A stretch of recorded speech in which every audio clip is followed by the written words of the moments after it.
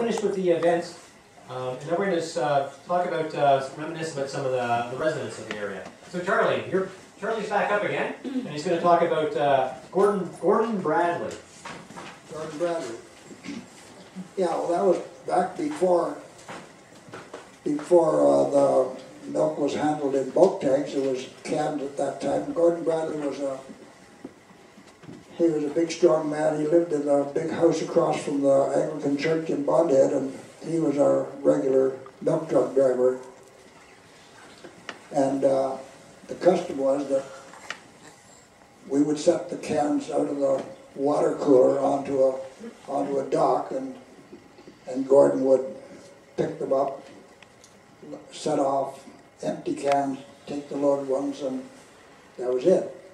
But Gordon, instead of swinging a can up into the truck, he would just pick that up like it was a little bag of groceries. I was amazed at his strength, and because the cans they weighed 100 pounds. A can of milk weighed 100 pounds, and they were always stacked up to two cans high in the truck. And little side story to Gordon Bradley was we had a little dock set up outside the milk house. It was just 3 or 4 heavy planks up on cement blocks, and that's where we set the cans on that. Well, this morning, probably the middle of March or something, there would have been a light, wet, slippery snowfall, and the yard was slippery. And as Gordon came into the yard, was approaching the dock, the front wheels of the truck braked, locked, and the truck slid sideways and hit the dock. And of course, 6 or 7 cans of milk went flying, and the lids flew off, and the milk went across the yard. So much for that day's production. So that's my story on Gordon Bradley. Thank you, Charlie. Okay, next, Bill will talk. Bill, yes. Yeah. We'll talk about Gordon Breedon.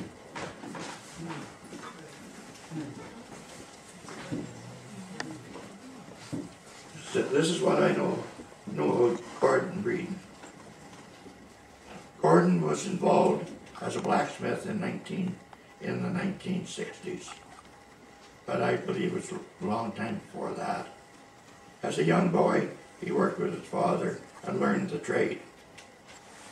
In 1933, he came to Newton Robinson. He worked in the shop behind the general store when the Orange Hall was moved. He built his shop on the site.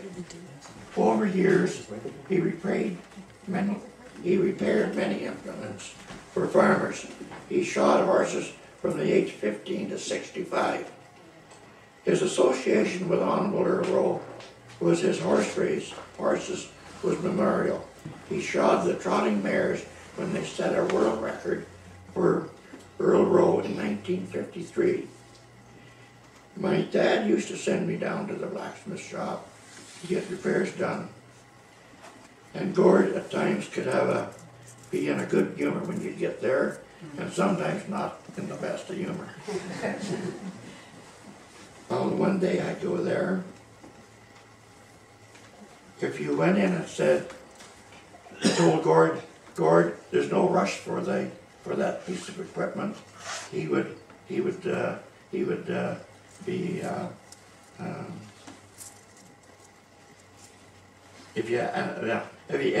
you were told him you were in a rush for the equipment, he would tell you, well, I can't do it right now. So, well, if you said to him, Gord, there's no rush, he'd say, well, hang around, I guess maybe I can do it. Yeah. One Saturday, at around 2 p.m., Dad again sent me down to Gord to get a repair. Gord said, what can I do for you? I said, we need to get this shaft repaired. He said, well, just set it over there, because he said, I'm getting married in an hour and a half. I took a look at Gord, and I guess I kind of smiled, and I had a funny look on my face, and he said, "What's so funny?" I said, "Oh, nothing really." Well, he said, "I'm just going to tell you something, young fella. Just because the smoke is not coming out of the chimney, that doesn't mean the fire's out."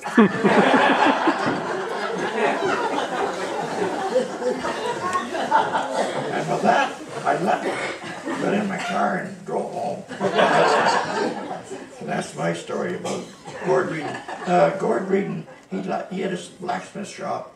It burnt, and I'm not sure what year it burnt down, but talk about the community rallying and coming out and helping. The farmers at that time come out and help him get his shop all built back up again. And that's what you call community. The community stepping in when people are in need. And his shop was just over here, wasn't Yes, it? yeah, just west of the, Church. west side of the church. So that's Okay, thanks. all I know about Gord right Thanks, now. Bill. All right, our next person we'll tell stories about is Vern Connell. And I think I'm going to tell the first story, just because I can. This clock right here was built by Vern, and that clock is hanging right here. All right, so now we have lots of people with stories, so I think we'll start off with Bill again. Bill will tell a Vern Connell story. Okay, well, here again, I was just a young fella when I knew Gord. And for what I know of Gord, for many years he thrashed, filled silos, plowed and disced for area farmers. Always mechanically inclined, he was able to do his own repairs. When my dad built the new house, he had Vern do the plumbing. And I noticed how Vern had lost some fingers in an accident. But I was always amazed at how he could do his job, putting fittings together and doing different things. On one occasion, he was at our place doing the plumbing, and we were having a washroom upstairs, and there was a washroom downstairs. And there was a 4-inch pipe going up from the bathroom downstairs to upstairs. And I thought I would get there, and I started singing in this pipe, singing away. And all of a sudden I heard this woman sound like wasn't smart enough to know what was happening. And all of a sudden this awful big gush of water out of this pipe. Near drowned me. Anyways, I went back upstairs, and Gordon said, "What happened?" Or Vern said, "What happened?" I said, "You threw some water in the pipe." No, he said, "It was your dad. Your dad did that." I said, "No, couldn't be my dad. My dad was downstairs with me when that happened." And Vern didn't know what to say. He was lost for words. Vern owned the property, lived across the road here. He owned that property. And now Mark and Andrea Nolan own that property, right across. They have the old type house, and they have it's a, what do you call it, a cottage. Right. Yeah. Cottage to the left, right along Side 27 highway. So anyways, that's my story about Vern Connell. Doug, I think you have a story, don't you?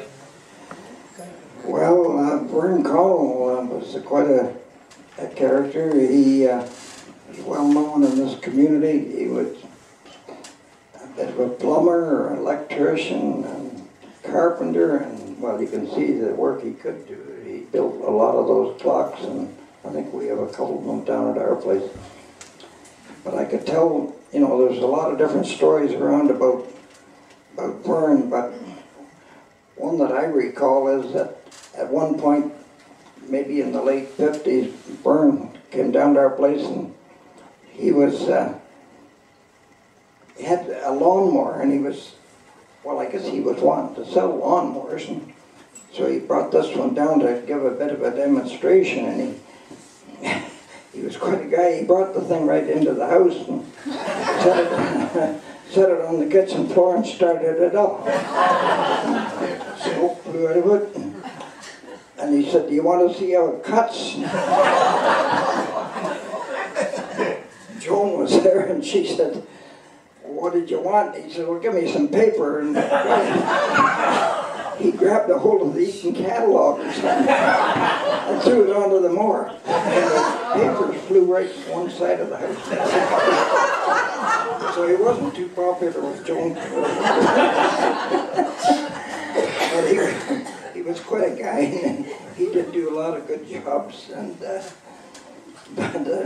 I could tell you a few other stories about him, but I don't think of that. Hey, Lloyd? Yeah, you got a story. Okay, one thing about some of these gentlemen in the area, I think it's amazing. As a kid, in my youth, they knew you by your name. They knew who you were, who your family were, and I can remember going to the blacksmith shop and just being intrigued, because you had a main jack shaft going up, and all of a sudden Mr. Breedon would pull a lever and something would start up. And you can imagine as a kid, you were just mesmerized. It was just like, it's like a candy shop, because you could just see things starting and going and quitting, and he would do things. And with Vernon, he actually provided water for the hall, going back in time. And I think after, let's say, his passing and the house was rented out, all of a sudden the tenants in the house got money ticked off when all of a sudden there was an event at the hall. Because you can imagine if you had to need water upstairs, all of a sudden there wouldn't be any pressure. It was all coming over to the hall. But if you just think of, like, from a community-minded person, he was very involved that way.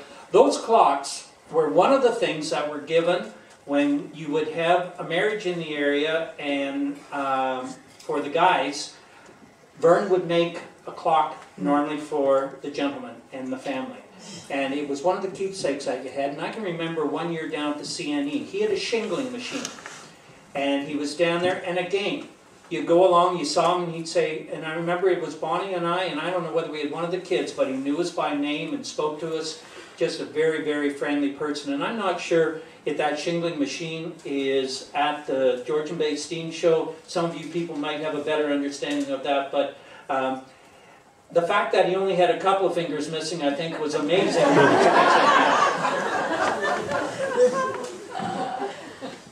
Okay, thanks, Lloyd. So, I don't know if you don't know, but Vern Connell is buried in the Newton Robinson Cemetery, in the South Cemetery. There's his memorial stone. So our next story will be about Russell Copeland. And I think Charlie will start with something about Russell.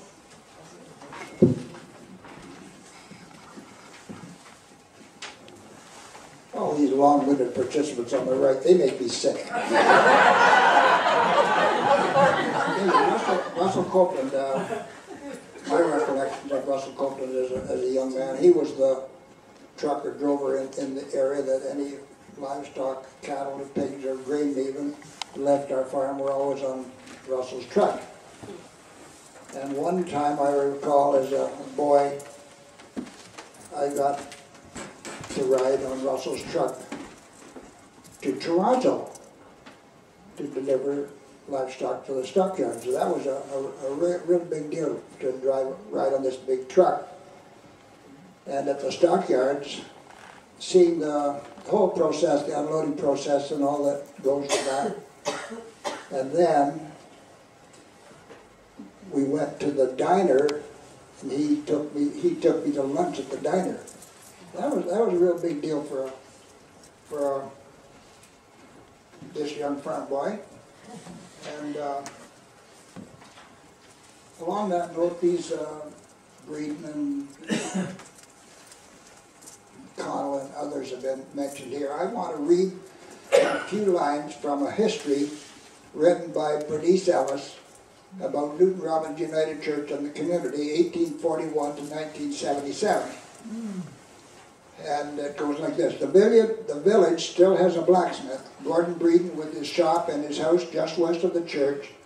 Russell Copeland on the highway has carried on as a drover for over 50 years. Vern Connell, retired from his plumbing business, is now an artisan in wood with a completely equipped workshop.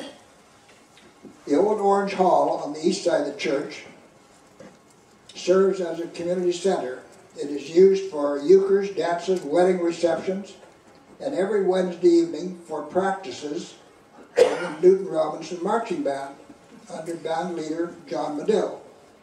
The band is Harry Wilcox's pride, rounding up musicians, potential musicians, procuring music, procuring instruments, buying music.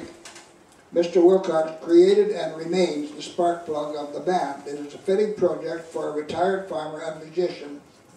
Children, teenagers, mothers, fathers, and 3 generations of Wilcox combine in the band's annual variety concert for a standing room only crowd that later trooped down to the basement for homemade refreshments. Newton Robinson still knows how to enjoy life. A little plug for my dad, that is, and thanks to guys like Mark that helped to arrange events like this. Newton Robinson is still enjoying life. I've got a little story about a local family.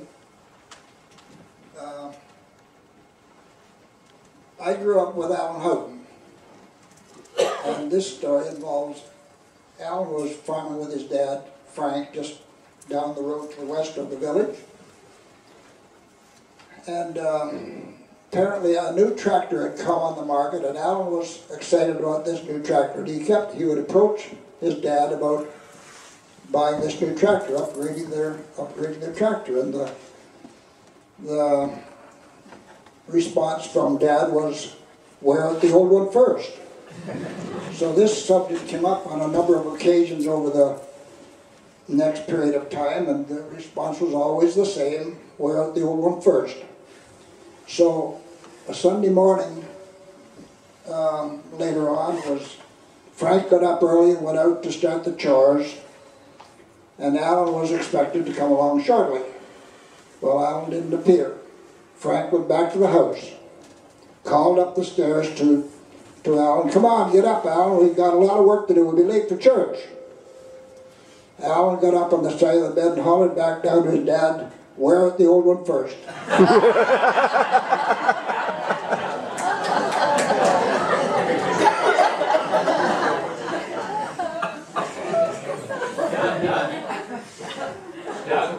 Do you have a Russell? Well, I will recall Russell Copeland as a local trucker in this area, and he used to come to our place quite often, load pigs or cattle, and but I think that is it there. Yeah, there. That's better. Russell, I think was one of the first truckers that went to the Toronto stockyards. I think that, if I recall, hearing that he had his first truck had hard rubber tires on it, and he drove that to Toronto. So he was one of the first men in the livestock trucking business, and he continued for at least 60 years. I think there was an anniversary here for him, I think, when he had trucked for 60 years or something like that. So he was well known in the community, and the family, Lawrence was his oldest boy, and then Stan built the garage across the road from where they lived, and that's Newtown Motors now. And I think, well, I know Lawrence, he moved to Mount Forest, and he passed away at least 10 years ago. And Stan, I think, is still living in Allison. Too bad he couldn't have been here tonight, but the Copeland family were well known in the community, and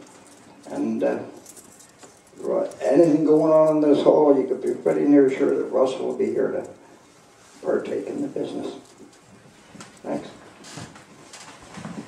All right. Our last individual is the Honourable Earl Rowe, and we'll ask Bill to say something.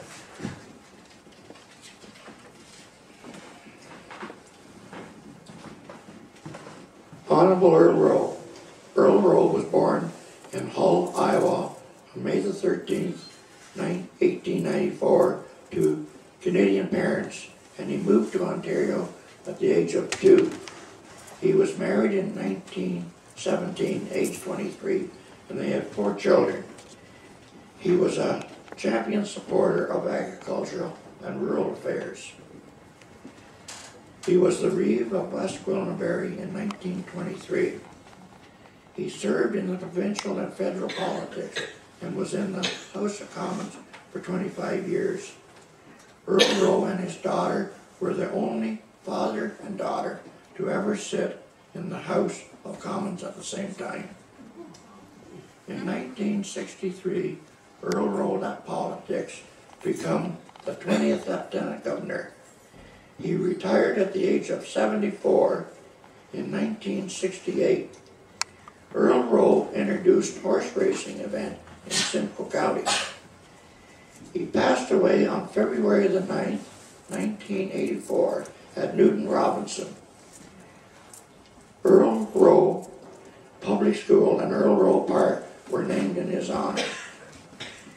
I can remember going to watch out to the farm out here, just east of the 27 where the farm is, and he had a racetrack there, and I used to love to go and get in my car and go over and sit and watch him exercising his horses, and it didn't matter what the weather was, he'd be out there. I can remember I had the honor of introducing Earl Rowe at the Cookstown Fair when he officially opened the event. While I was waiting for to officially take him out to introduce him at the event, we had a chat together. We talked about different things. And Earl Rowe's wisdom to me was, choose an occupation, work to the best of your ability, and help people and enjoy life. Remember, you're only passing through this way once. Right. That's what I know of Earl Rowe. Thanks, Phil. And Lloyd, I think you got something there. I think it's interesting, the picture that you're looking at, we actually voted today over at Earl Rowe School. That picture's in the school. And I never even thought about that until today. It's odd how certain things come together. We went to the United Church and so did Mr. Rowe. Like, if I called him Earl Rowe, that's almost disrespectful. It was always Mr. Rowe. You never, at that stage, you never called anybody other than Mr. or Mrs. It's just what it was. And I can remember he and his wife, they always sat in the front pew, church, and always well dressed. And when they came out, there was the cement area that everybody kind of had conversation at. I remember him just having massive hands. And you can just think of a farmer and his training with the horses. It's what his physical body was required to do when he was working with the horses and everything else. I remember him saying one day, somebody came in for a job and they hadn't shaved that day. Well, there wasn't a hope that they were ever going to get the job. Well, fashion does change. And when he became Lieutenant Governor, somebody asked him, I remember somebody asked him, well, do you find it different being chauffeured around rather than driving yourself? He said, well, it's actually a wee bit embarrassing. He says, like, we brought this special license plate on the front. And back in those days, there was more police doing traffic control. And he said, if you come up to an intersection, and if they all of a sudden saw that license plate, all the traffic, they'd stop it and all of a sudden salute you and let you through. He said, it does have its perks. There's no question about it. But I just remembered him as, I guess say, a real gentleman. We can think of tonight as being an election night. I can remember being at a get-together at the farm the night of the election. And I guess you'd say in this area, there was no question who was going to win it. It was just like, that's just the way it was back in those days. Thanks, Lloyd. So, if you don't know, Earl Rowe is buried in the Newton Robinson Cemetery in the South Cemetery. Anyway, that concludes our program. I'd like to thank our storytellers very much for very personal stories they presented. Now we can open up the floor to some questions. How much time do we have, Janine? I don't know. It's about 10 after 9. Oh, well, 20 minutes. Oh, yeah. 20 minutes of questions. Do we have it? Or if anyone else has some personal stories they'd like to share that are related. Okay. Yes, Rita. Earl Rowe came to the Historical Society in the 80s and talked about this area to us. Really? Yes, Dale. The 1975 snowstorm. I grew up in Nobleton. I'm now a Tottenham resident. And my grade 5-6 music French teacher, Dave Merkley, right there, who taught at the Nobleton Senior Public School at the time. And I know you have a story. Do you mind telling about the teachers all being stranded at the school? No? Yeah, sure. Yeah, sure. yeah. It's an interesting story. I remember the snow was right up to our roof in Nobleton, but the teachers were stranded in the schools. And I know Dave Merkley was my teacher at that time in 1975. So.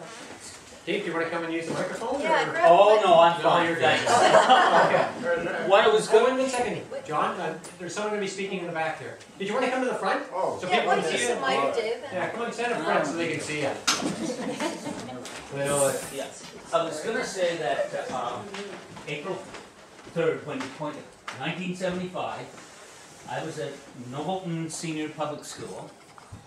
Kale lived a couple of blocks away.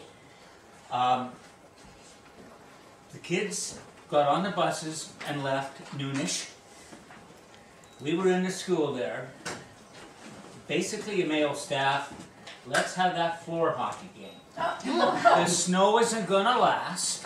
Look, there are cars going up and down Highway 27. We didn't know it was the same cars.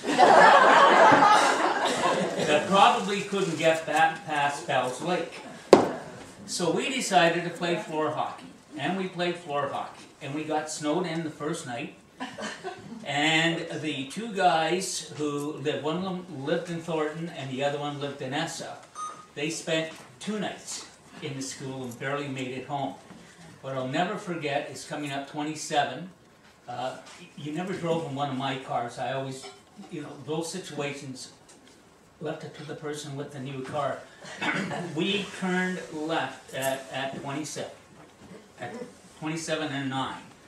And I'm glad we did because, there was some guy going out there saying, don't you dare come north of Highway 9.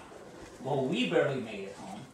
And like I said, the other two guys, in the evening of the second day, finally got up here.